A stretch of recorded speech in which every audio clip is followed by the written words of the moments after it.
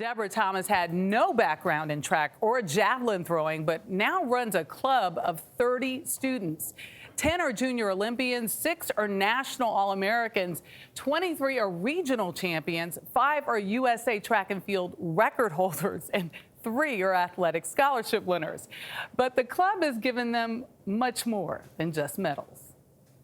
Good job, Anaya. On the track Tessa, come on! and field, Good job, baby. Coach Deborah Thomas is said to wield an iron fist Guys, get your jabs. Hurry up, run. They say I'm strict, but guess what? I don't care. with a velvet glove. Okay, you got to work on that. They all know that I got their back. They all do.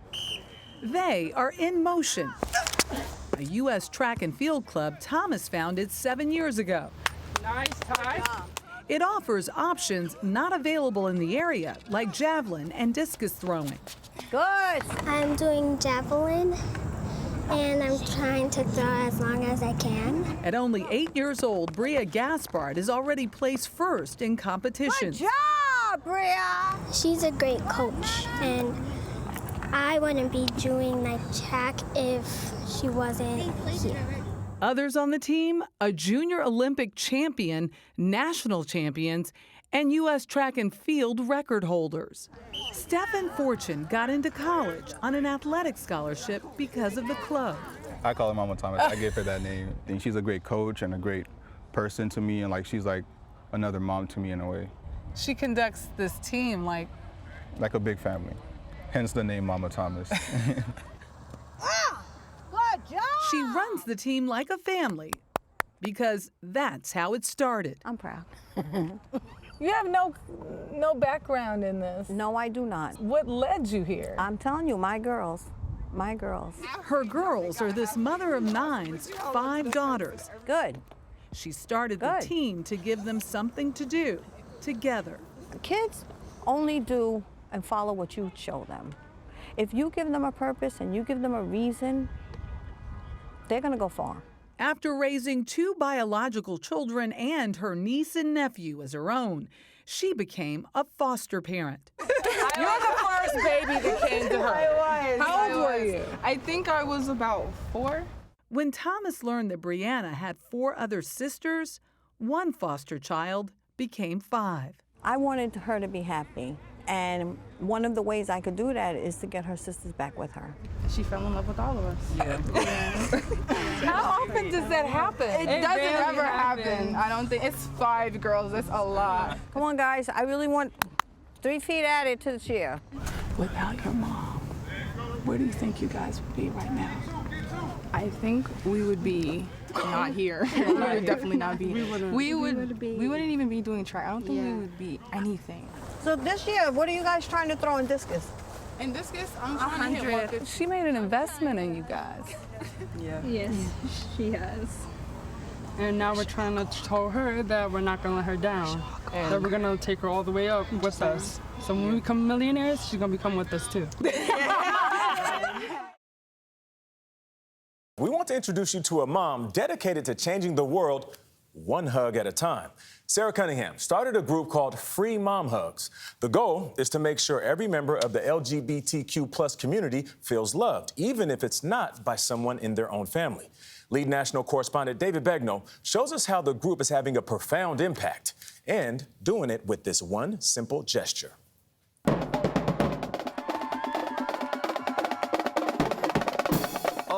Oklahoma City had a Pride Fest that was filled with all the music, rainbow flags, and love you could want to find. Thanks in part to Sarah Cunningham. Happy Pride, baby! And her group, Free Mom Hugs. You have moms and dads and friends and allies by the thousands. My parents are not supportive of me being gay, so it just felt good to have somebody say that. But Cunningham, who grew up a devout Christian, did not always embrace the LGBTQ plus community.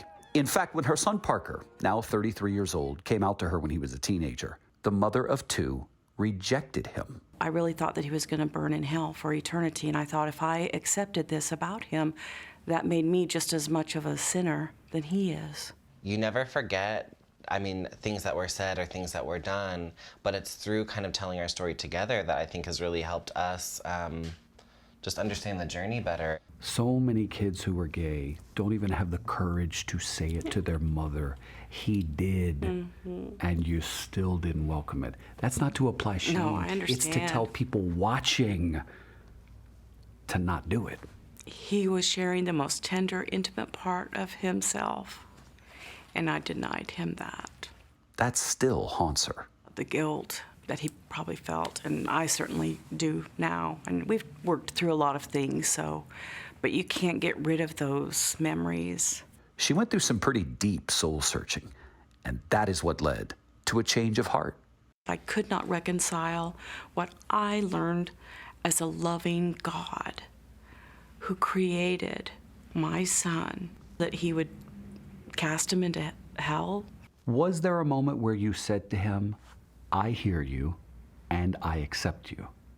Parker and his friend were here, and we were in the backyard, and his friend was sharing a story, and I could see self-harm marks on his arm, and he shared about how he had been alienated from his family and his church group. And it was there that I just felt such unconditional love for that person I hardly knew. And she never forgot it. You doing okay?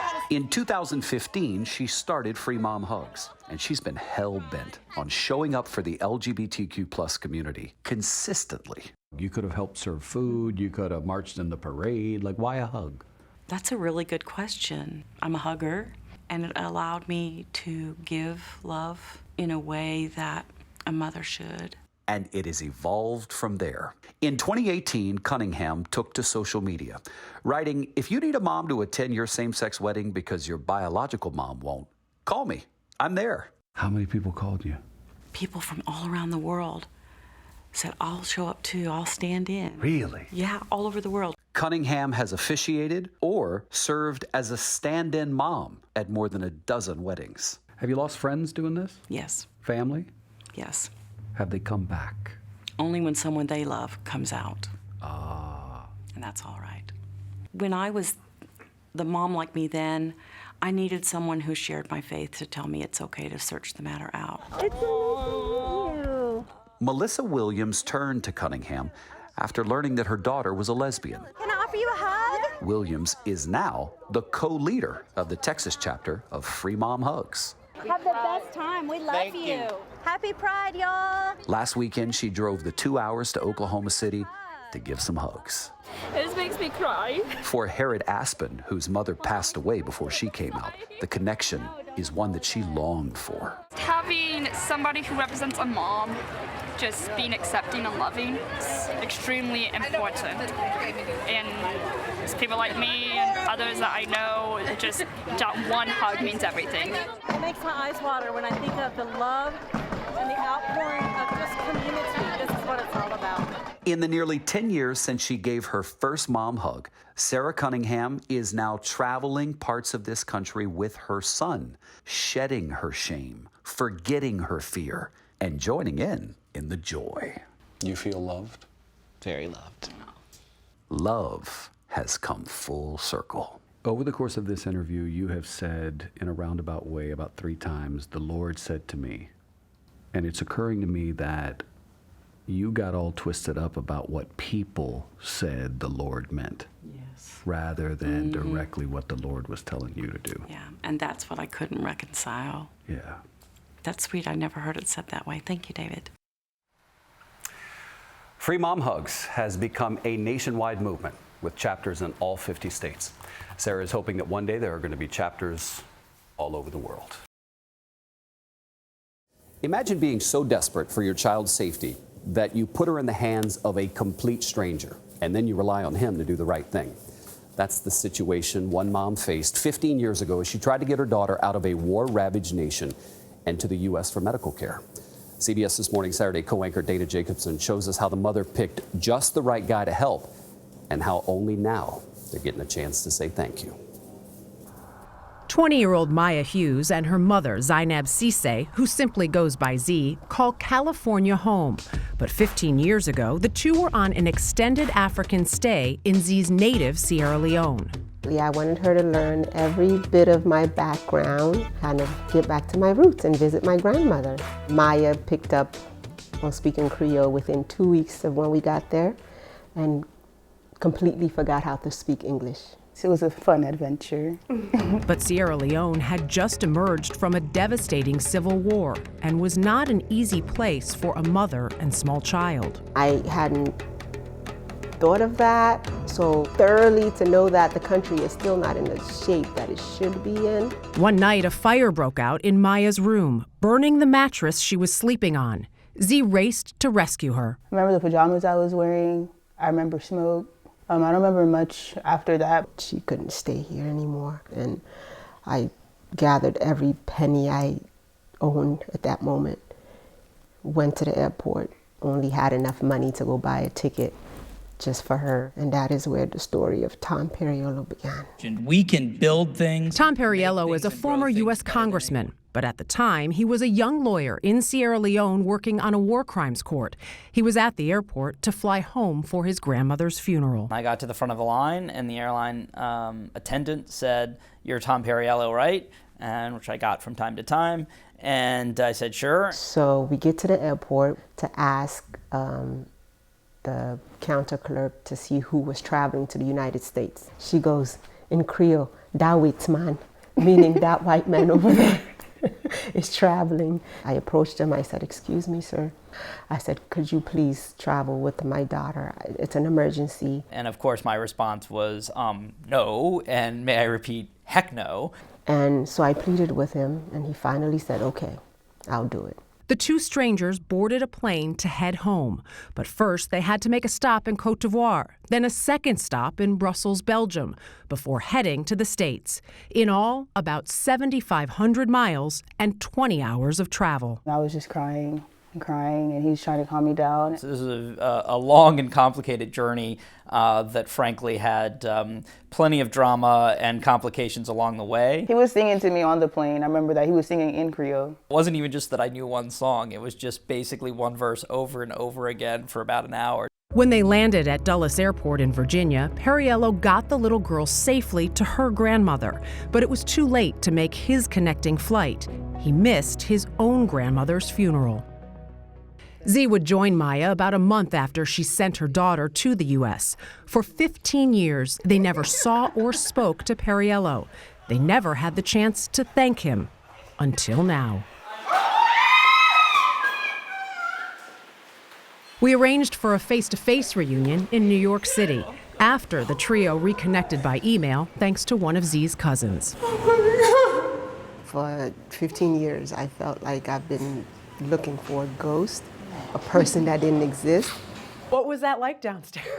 That was crazy, unexpected. Is this closure in a way for all of you, or is it the start of something else? I feel like it's the start of something else. I want to call it closure, but it feels like a new beginning because I refound him. How do you thank someone for what he did for you? You don't. You can't. You can't, honestly. I can never thank him enough. No matter what I do from this point forward, it will never be enough for what he did. You have lots of reasons to say no to something, and there are moments to say yes, and I'm really glad that I did in that case, as crazy as it was. I don't want to cry, but I'm really emotional about it because I feel like he saved my life, because if I would have stayed, I don't know where I would have been. I think it was destiny, because it could have been anybody and anything could have happened, and he brought me back here, so I don't think I can say thank you, really. Never too old to chase a dream. Yes. 37-year-old mother of two has become the fastest American woman to run a marathon. Oh, wow. Listen to her reaction. This is cool. This dream was gone a decade ago, and somehow I just believed that, age is just a number, and it just doesn't even matter how old you are. It does not matter how old you are. Keira D'Amato, who won the Houston Marathon in 2 hours, 19 minutes and 12 seconds, breaking the previous American record by 24 seconds. Guys, she took 7 years off from running to get married, to have kids. Her son Tommy greeted her at the end of Sunday's race. Watch this. Oh, love this. Kind of like mom's famous, and it's cool to have a famous mother. 2 hours is crazy. You can like have the kids watch a movie while you run a marathon. Yes. I love the message she's sending. Awesome. Right? 2 young kids. 2 young kids. Go took some Tommy's time mom. off. Started from the bottom. Now she's here. Oh, there we go. Right? You can call them the new soccer moms. 2-time World Cup champion Alex Morgan also holds the title of mom to 3-year-old daughter Charlie. Crystal Dunn makes her return to the NWSL. Defender Crystal Dunn took the pitch again last year, less than 4 months after giving birth to son Marcel.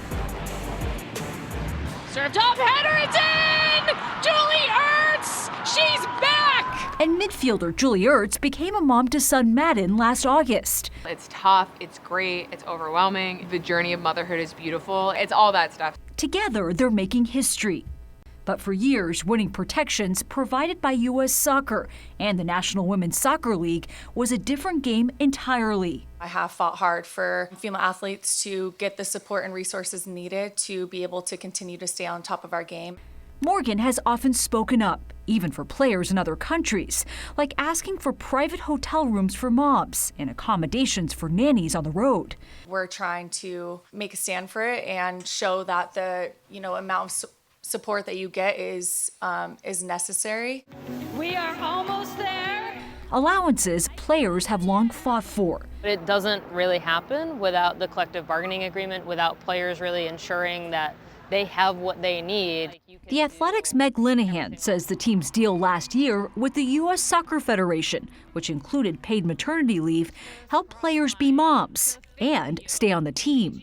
The collective bargaining agreement has really solidified the ability for moms to come back and play on this team, to take care of themselves, their families, and still come back and be a professional and play in this environment. Ertz credits those who came before her as she prepares to celebrate her son's first birthday. What is the significance of that? My whole career, even when I first came on, there were moms on the team with not as many resources as that I have now, and they fought for those so that we could do both. One of those former players, Kate Margraf, is now serving as the team's general manager. In 2009, after she had just had twins, team leadership informed Margraf that her contract would not be renewed. Her lawyer told her to sue. Instead, she helped devise what's known today as the Margraf rule, which maintains players' contracts post-delivery and gives them at least 2 training camps after returning from maternity leave to prove their athleticism. What are the challenges a player faces after giving birth and coming back? Obviously, it's a physical challenge, to say the least, but I think there is a mental challenge in knowing that your body has physically changed, that you have to make sure that you're physically able to do the same things. And so, every player is different.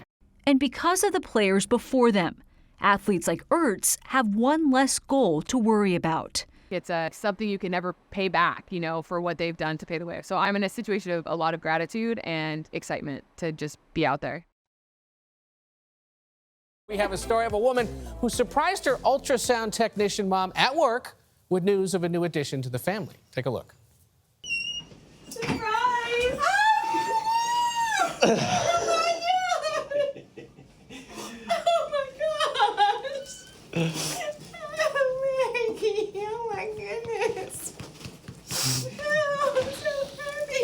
Oh my God. So that was Maggie Kaufman in Atlanta surprising her mom, Terry, who will become a first-time Nana. Terry was told she had a very high-profile patient waiting to see her. Maggie told CBS News she wanted to share the news in a special way. When I posted this video online, I never expected for it to go viral. I really just wanted to post it because it was a special moment for my mom and I. There's been so many people commenting that have been like, oh my gosh, like I had your mom for my ultrasounds and she was amazing. So it's been really special to hear from complete strangers how amazing your mom is when that's something you already know. Talk about taking it to work day. Maggie says her mom will be doing all of her sonograms throughout her pregnancy. She and her husband are expecting a baby boy in February. So when Mom walked in the room, she didn't know that she had no idea. Her daughter. But she's so lucky that she gets unlimited sonograms. I always wanted to check the baby at all times. I would hope she gets unlimited babysitting once. Yes, the boy that arrives in too. February, right? Thanks, Ed. Along with all the other responsibilities of parenthood, moms often look to inspire their kids to start reading books. But one woman realized that busy mothers themselves could use some encouragement to pick up and read books of their own. That is the founding principle of her increasingly popular podcast, which has featured more than 300 authors, including 83 New York Times bestsellers, and with a title that says it all. Hey, I'm Zibby Owens. I'm the creator and host of the podcast Moms Don't Have Time to Read Books. You heard correctly. Moms Don't Have Time to Read Books, a podcast led by this mother of four. I use the book. It's like, look at all the, dog-eared I pages. dog-ear all the pages. And proving otherwise. That's a catchy title, but moms are finding time to read books? Moms do find time to read books. Sometimes. A lot of moms said, oh my gosh, you've inspired me to read again. There's just so much else competing for our time and attention. But there's something about reading that's so fundamental to being human. It certainly is for Zibby Owens, and always has been. A lover of books and their authors, even as a kid, which led to a unique list of childhood idols. When I was a little girl, I used to write letters. My mom would help me go to the back of the books and find the publisher address, and I would write letters to the author, and she would mail them for me. When I was 11 years old, I went to the plaza for tea with this author who shares a name with me, Zibby O'Neill. Fan mail wasn't all that Owens wrote. I've been writing my whole life since I was 9 years old, and my grandfather published a little miniature book of my stories. I published an essay in 17 when I was 16 years old. I love writing. I've written several books that have not been published, one book that I co-wrote that was published. I love to write. What do you I love do it all about the it? time. Yeah. Writing is how I sort out the craziness in my mind. The essays that I write, I know can help other people. I lost my best friend over 9/11. She was my college roommate and best friend, and I immediately wrote about it for my business school paper. And I remember my classmates saying, like, how could you do that? You just put yourself out there. It didn't even occur to me not to write that. But I think that the things that I like to share are things that everybody is thinking and feeling. Which brings us back to the podcast. How is food medicine? Oh, I'm obsessed. I do think food is medicine.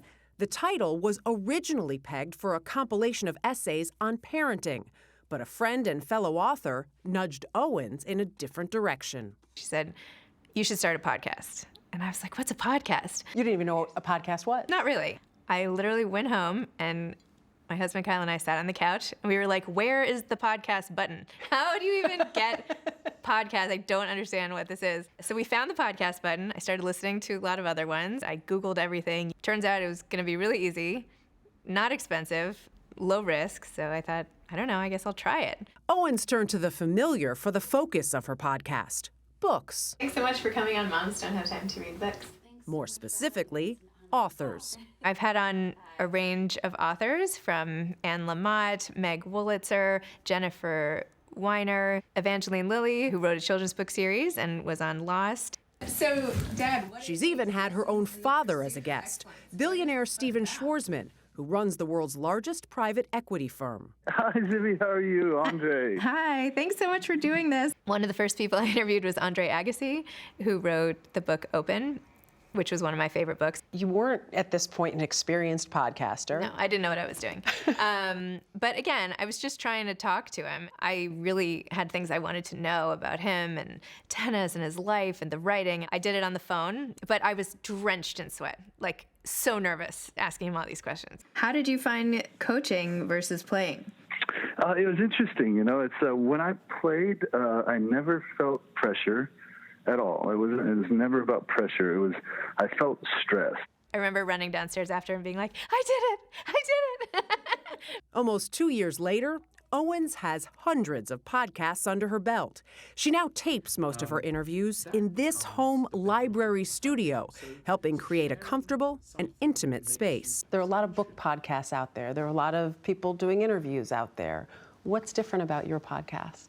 I'm not afraid to ask about what I really want to know. I'm legitimately interested, which I think people can tell. I'm get really excited and I'm passionate about it. Yeah. Her podcast guests would agree, but say that's not all. I mean, first of all, I love the name of her podcast because it's kind of counterintuitive. Moms don't have time to read, and yet you're listening to the podcast and you're going to read. And hopefully you're going to read the book. Tiffany Schlane is the author of 24/6, a book about taking a break from technology. Zibby is super curious and interested and passionate, and I think you can see it in everything she does. Michelle Philgate's the editor of What My Mother and I Don't Talk About. I had been hearing about her podcast for a while and was so excited when she invited me to be on. Why? Because she's someone who is a real literary citizen. She connects readers with writers. From book fairs to live author events, Moms Don't Have Time to Read Books has built an offline community to go along with its online footprint. Her podcast is crucial for allowing for curation in an age where we are inundated with books. For Owens, it's even more than that. After her divorce, she says reading and her podcast became another type of therapy. I went from full-time mom to suddenly having these blocks of times without my kids, which was really painful for me and a very hard adjustment. And I had this therapist once who said, you know, if you have a book, you'll never be lonely. And I wasn't lonely. I had my husband and lots of friends, and I'm very lucky in my family, but it's really hard. So being able to have something else to throw myself into was therapeutic for me. Do you think that's why you want to share that with so many other people, because it was something that helped you? Yes. I mean, I feel like books have helped me through so much. Sometimes just the right book at the right time can change your life and make you feel less alone. I think that's part of why I love doing this. The ones to thank for that, authors. Authors are such rock stars. I mean, really, they're all, I feel, doing such a service to all of us. They're spending their lives and their time sitting alone, usually writing to help other people or to produce stories that will transport people and entertain people. And I think they should get their due. Mine's about a mom. She brought out all her mama bear. This happened in Lake Jackson, Texas. That's south of Houston. She pulled off a football move to protect her children. Now, before you look at it, watch the little stutter step she does. Yeah, that's amazing. That is amazing. That's a heck of a tackle. I know, I love it. I hope we show it again. Tackling a man in the middle of the street last month. Look at the stutter step. I'm gonna get you. I mean, why did she textbook. Why did she do that? The suspect is accused of peeping into the bedroom window of her 15-year-old daughter. What? They held the suspect until the officers caught up. Pena says this, my kids are my life. I'm just making sure I protect them pretty much. The police chief now wants to meet with her and commend her. He said he might even send her a job application. So one of the cops said to her, it's not very often that we have somebody who steps in and does what you did. That she said the cop fist bumped her and said, I hear the Texans are looking for a new linebacker. Now let's look at a social media star who's helping change the face of trucking. A truck driver shortage is making the supply chain issues worse, as we know, and is making it harder for people to get the goods and Christmas presents they want. Now the trucking industry has been dominated by men for a century. Now it's seeing more women get behind the wheel. Errol Barnett hit the road with a woman who's making quite the impression. What's up, everybody? She is outgoing, Life is what you make out of it. outspoken, If your spouse ever got on your nerves so bad you wonder why they still there, and out on the roads, sharing what she knows about trucking. I provide you with different places that's hiring, job searches, and ways you can save money on fuel. Clarissa Rankin of Charlotte, North Carolina, is a wife and mother of two who is sharing all aspects of life as one of the relatively few women truck drivers. Why did I become a truck driver? Amassing more than 1.5 million followers on TikTok, she's one of the most popular truckers on the platform. Say that again. Say that again. 1.5 million who want to see what you're up to each and every day. Yes. It is a journey, Rankin says, stemming from necessity. I went to school for my bachelor's in criminal justice, and I was over $50,000 in debt, and I couldn't find a job in my career. How has trucking transformed your income? My first year, I came out making $50,000. Now I'm well over $150,000, and that's just one truck, and that's not counting none of my social media. Which, with endorsements, can help her earn up to $12,000 additional dollars a month. So we hit the road with Rankin and her truck Sparkle. I don't think you're ready today, Ernie. I'm ready. To see what life feels like on 5 axles and 18 wheels. Come on, baby, come on. Okay, baby, you don't want to use no light today. You enjoy the view? I love the road, and it's a break away from life, too, because the only thing you got to worry about is driving the truck. You see how close he was? Rankin was inspired by her husband Joey, who obtained his commercial driver's license 8 years ago and quickly found work. But when she got her CDL, some employers were blunt. He said, I would never hire you as my truck driver. He said, I would hire you as my assistant, though. I had 6 interviews, and they all turned me down. A woman actually was the one that gave me my first CDL job, and she believed in me. That belief now central to Rankin's online messaging, encouraging everyone, especially women, to consider this as a career. Right now, women only make up 9% of the trucking industry. I want to make it and bring it up to at least 40%. I do recall on one of her first videos, she was counting money. You know what I mean? And I'm just like, if she can do it, I can do it. Michelle Locke obtained her trucker's license after being inspired by Rankin. Locke now drives with her husband on long-haul routes across the country. I can retire from this. I can become a millionaire if that's what I decided I wanted to do. And my mindset was there. After Rankin's delivery was unloaded, she stopped to refuel, discovering a male truck driver also inspired by her. I started in April because of her. Oh! Really? What was that like? I do this for the people. So for him to be able to quote everything, my whole platform, and tell me who I am, it's like breathtaking.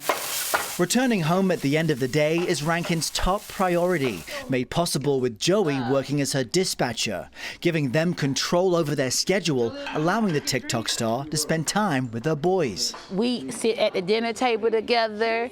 We are a family, and I take pride in that. And that's why I make sure I educate people on my social media to show them, like, no, you still have to put family first. So the money never can make you. You make the money. Y'all know why I do this. One woman making major moves on the road with her family and followers along for the ride. The CBS Mornings, Errol Barnett, Charlotte, North Carolina.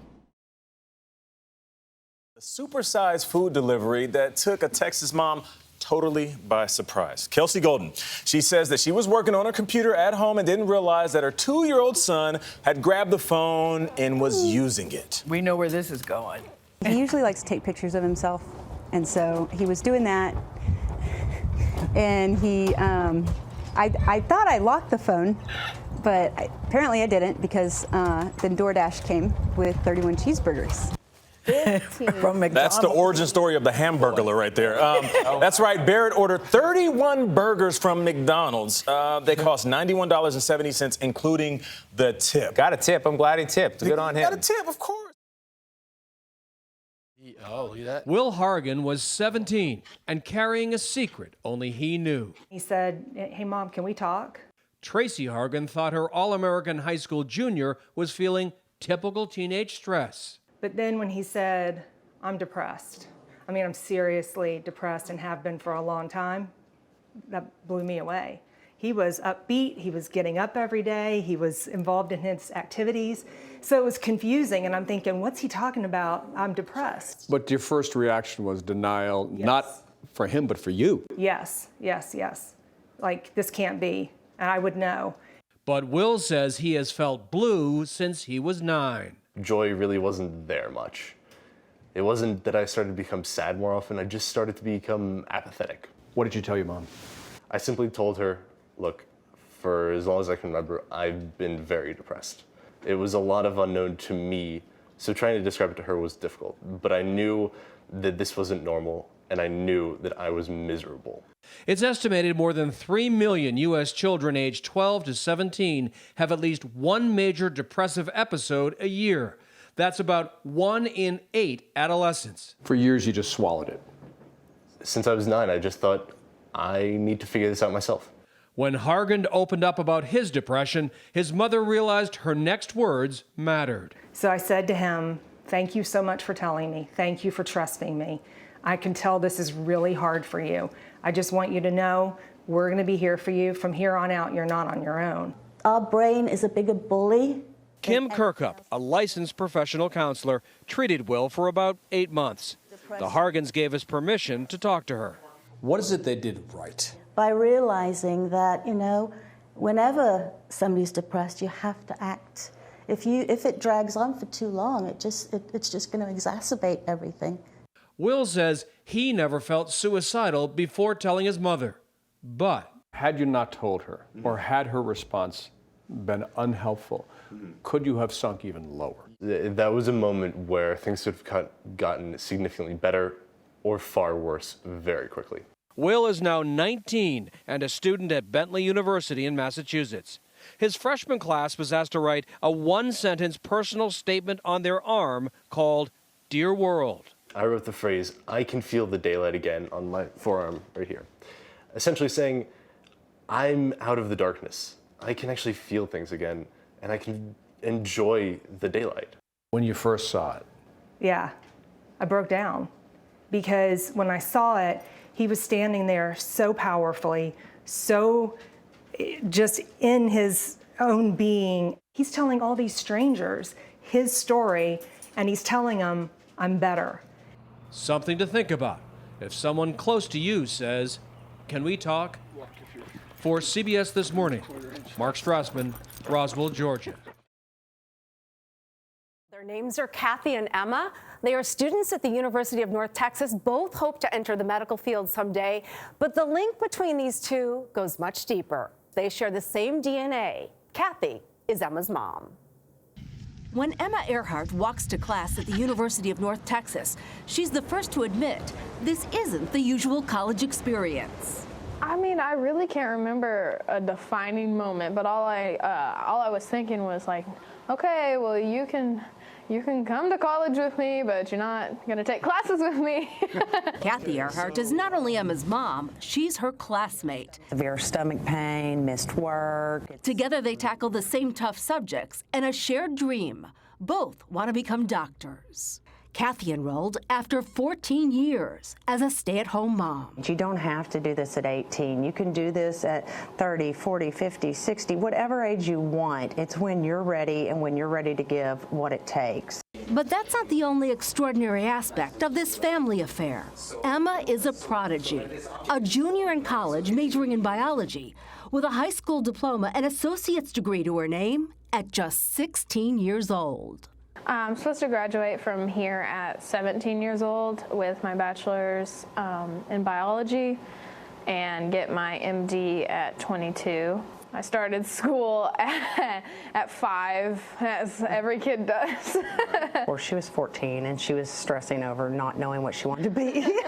And I'm like, you're 14, you've got time to decide that. Kathy says her daughter's drive gave her the courage to finally go for a goal of her own. It's going to take a lot, and it is a huge risk, you know. Who's to say that I for sure get to go to medical school or that something doesn't happen? What started as one class together has turned into identical schedules, and for good measure, some healthy competition. It'll always be like, oh, I made a higher test grade than you, or, you know, I did better on this, and we're pretty even. The challenge extends beyond Emma and her mom. While they're in school full-time, Emma's dad handles home duties with Emma's 2 other siblings. It takes a little bit of sacrifice from everybody. Everybody has to have the understanding that the dues have to be paid for these goals to be met. And everybody's okay with that. Joe Earhart is wowed by the dedication of the women in his life.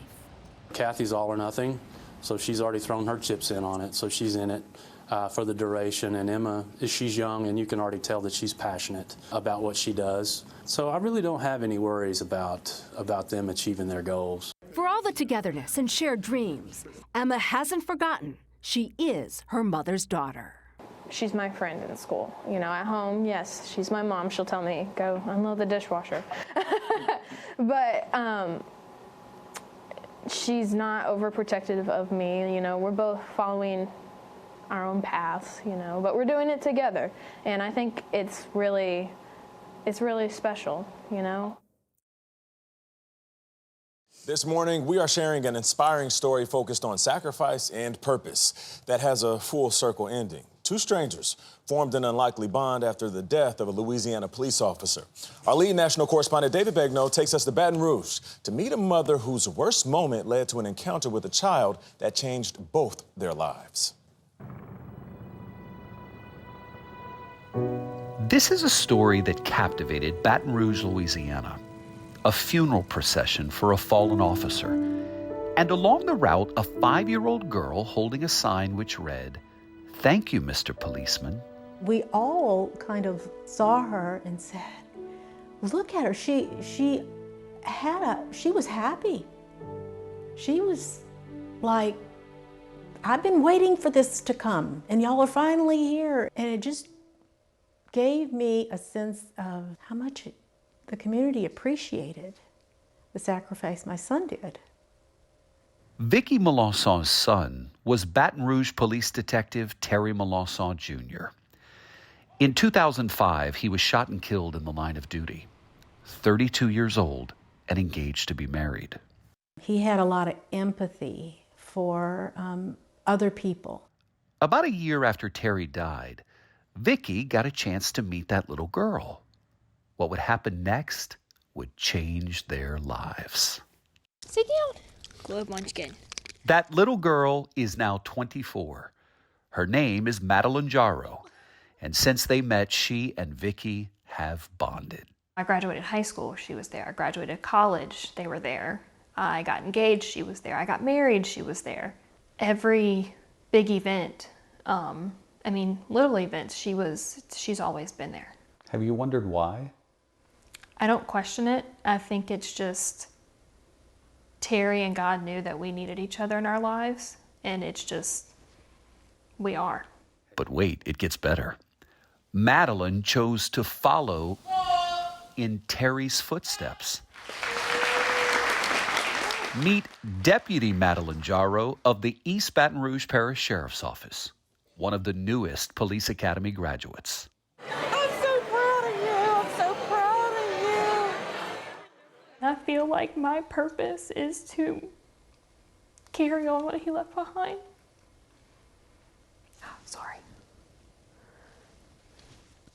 In his 4 years on the force, Terry's mother says he would often ask people, "What is your purpose?" He wanted to reach those people that needed help. My graduation from LSU. In the years before the police academy, Madeline graduated college. And look what she wrote on her graduation cap. "What's your purpose?" And guess who showed up for her? Terry died, and that wasn't the end. There was something way bigger. And we have Madeline here that is carrying that forward. And I know that it's a God thing. I can't thank you or Mr. Terry or Terry Jr. enough for putting you in my life, or God. You're a blessing to me. You're a blessing to me. I have no doubt that you were chosen for this. You were chosen for this. Bound by tragedy, they are now purposefully united. You can do this. You got it. Yes, ma'am. I love you. I love you. Oh, and one more thing. When Madeline called Vicky to invite her to the Police Academy graduation recently, she said, "I'm graduating January 9th. And I said, "Really?" I said, "That's Terry's birthday." And she said, "I knew he'd be there." And I said, "Yep."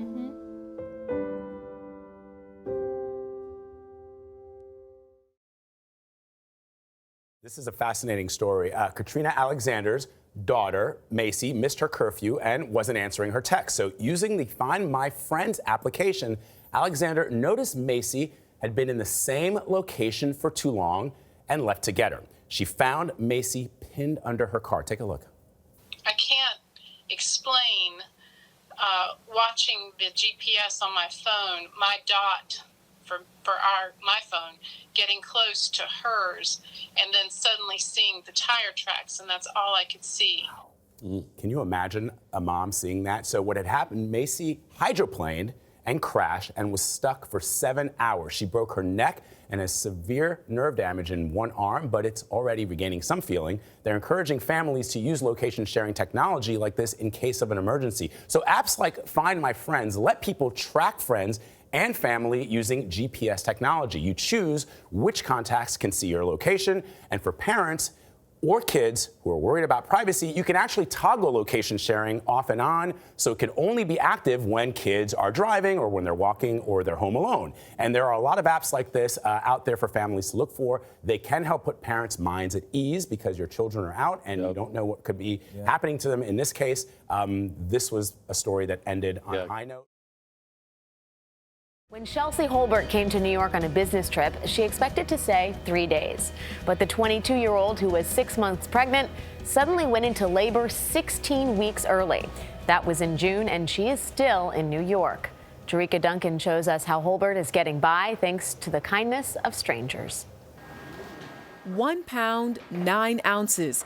That's all baby Rosalie weighed at birth. And though tiny, she managed to stir up trouble for her parents, Chelsea Holbert and Jacob Wallace. What has this ordeal been like?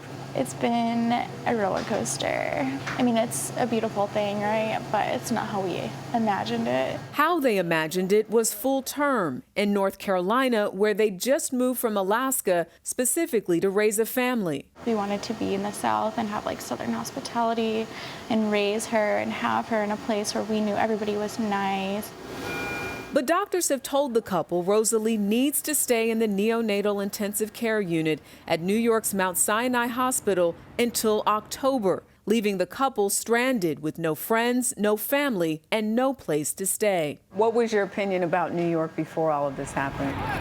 A lot of people, dirty. I guess people are kind of rude there. It's an opinion that has quickly changed. When she told me her story, I was just floored. After new mom Kim Kaplan met the couple in the hospital, she set out to help them. She posted a message on Facebook in a group for mothers in Manhattan's Upper West Side, hoping others would want to help. Offers came quickly. Jenna Cognetti let Chelsea and Jacob stay in her vacant 3-bedroom apartment, rent-free. It was a no-brainer. I was going to sort of do whatever I could to make sure that she had a safe place to stay and she could focus on her daughter. And it didn't stop there. So I reached out to Jenna and said, what if I provide meals for the first 2 weeks? She'll come back from the hospital and there'll be a hot meal waiting for her every single day from a diner in the neighborhood. A GoFundMe site was set up and has so far raised more than $20,000 for the couple. For me, it's unfathomable having. And the women who've pitched in for Chelsea say she's helped them too by showing strength. Do I think I would be able to exude the enthusiasm and like zest for life that she does? I do not think so. I think she's just really an inspiration for us all. Have you put yourself in her shoes and thought about what that could have looked like if that were you? I can't even imagine. I mean, I'm probably going to start to cry. I had a hard time with my boys in the NICU for 9 weeks. And to hear what you were going through, it really put me in my place, in a sense. I have family, I have friends, I have a home here that I can go to every night. And Chelsea hopes that one day, when Rosalie is old enough, the story of her birth will be an inspiration. She's going to feel invincible and she's going to do good to the world because of the way she came into it. A little girl bringing love into a world where some might least expect it. For CBS This Morning, Jerika Duncan, New York. Chelsea and Jacob chose Jenna Cognetti, the woman with the apartment, to be Rosalie's godmother, though they have just known her for a few weeks. Their doctor told CBS News that the baby is thriving. Some stuff first. If it looks like Amy Martin has done this before, it's because she has. As a military spouse and mom of 2, moving comes every few years. We have lots of moving hacks. We all have our best tricks. Since Afghanistan's capital, Kabul, fell to the Taliban in August, she's been helping Afghan families move into new apartments in Northern Virginia every weekend. This is the way to do it. First thought was, what are they going to do? And what can I do? It's our duty to be there to help them. Martin signed up to volunteer for one of the many organizations helping to resettle refugees. Then she started a Facebook group to collect furniture. Our group grew from 25 to 300 in a day, and now we sit somewhere around 1,100. Unwittingly, Martin started an army. You can help with that. And it wasn't long before Martin realized setting up an apartment was just the beginning. 2 days later, they called and they said, we're out of food. I never got my Social Security card. My daughter is sick. I don't know where to go. The needs started coming one after the next, and we were problem solving very much on the fly. Martin says the caseworkers assigned to help the families were overloaded. She and a handful of volunteers started working the phones, trying to make calm out of chaos. Thank you. True military style, we made a standard operating procedure. We made a manual, put our brains together. What have you all figured out? Tens of thousands of people from Afghanistan have come to the U.S. since the Taliban took over. Abdul Hasib Delawar, his wife and 3 children, arrived here the same day Kabul fell. I can't express the feeling at that time that I'm losing everything that I have made for a long time, for years. My home, my family, my job, everything, it was very difficult at that time. Delawar worked as an interpreter for an American military contractor in Afghanistan. What do you think it would be like if you didn't have their help? I can't think how it would be because we didn't know the transportation, we didn't know how we can get the apartment, where to buy groceries. We couldn't bring anything with us. Martin and her team helped Delawar enroll his 2 sons in school and work with him on his resume so he can get a job. He says the warm welcome from Martin's group gave him and his family hope. These people are such a great people. They are helping, though they didn't know me before, but I feel like I know them for years. Martin has turned the Facebook group into a nonprofit called React DC. With thousands more Afghans waiting in limbo around the world and eventually heading here to the U.S., she says helping isn't a sprint, it's a marathon. It's kind of walk the walk moment. I have 2 kids, and it's about what are you going to show them? What kind of life are you going to show them? Are you just going to tell them to be good people, and serve your community? Or are you actually going to go out and do it? For CBS Mornings, Deborah Alfarone, Alexandria, Virginia.